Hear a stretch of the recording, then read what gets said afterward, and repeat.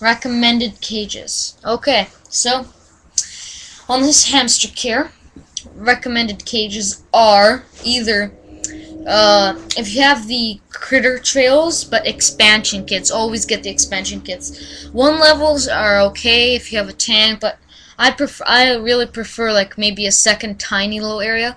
I have a second little tiny area with a food bowl. You see?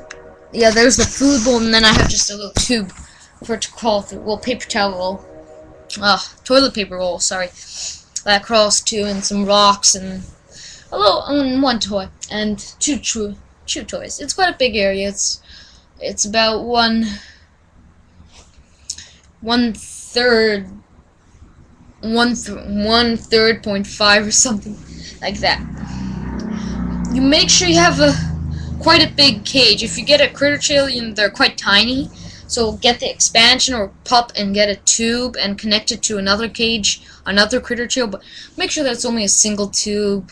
Don't do it like a whole bunch of like a maze, because your hamster will get lost and takes more time to get adapted, because they can only see a few inches ahead of them. And you want a nice good one that should be, permanent. You don't want a cage that you can use for transporting, because that means that your hamster is kind of squished. Because every time I'm going to need to go somewhere, I make sure I have a small cage, right? Not to get too comfortable or something with it, because it's only going to be there for a couple of hours if I'm going to Disneyland 2 days. About 2 days. So, yeah, you're also going to want a cage with a escape-proof lock. Lots of room for your dwarf hamster. If you have a Syrian golden hamster or something, definitely get a huge cage. Every time I'm gonna buy a hamster or a new cage, I always look for the one that I have my budget, okay? Maybe like a budget. Buy the biggest one you can find. Biggest cage that you can find that's in your budget. If you have a budget. But if you don't have a budget and you can spend a whole bunch of bucks, get a huge cage. The bigger the better. Because dwarf hamsters, they're small, but they're very active. My hamster runs all night long on that.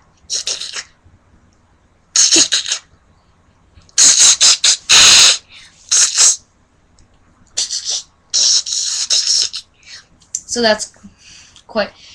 Make sure you have enough room to put all the accessories you have in it, and plus more for it just to run around and roam and burrow. Enough so that the bedding can't spill out of the cage for it when it kicks. Bye.